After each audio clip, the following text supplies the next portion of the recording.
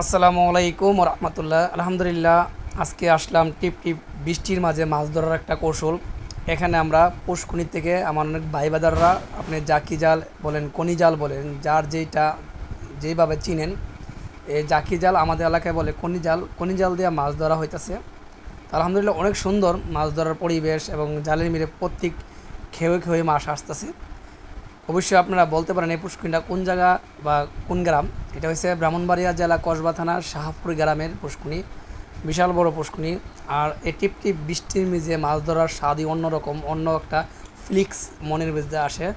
আর এই আনন্দটা আপনারা সবসময় উপভোগ করতে পারবেন না, সরাসরি দেখলেও উপভোগ হয় না, ক্যামেরার মাঝে অথবা ভিডিওর মাঝে যে একটা উপভোগ হয়, এটা অবশ্যই আপনারা যারা ভিডিও দেখতেছেন তারা অবশ্যই এর সৌন্দর্যটা বুঝতে পারতেছেন। আর একটা ভিডিও যে বানানো কত কত কষ্ট, এটা তো আপনারা অবশ্যই যারা করে তারা জানে।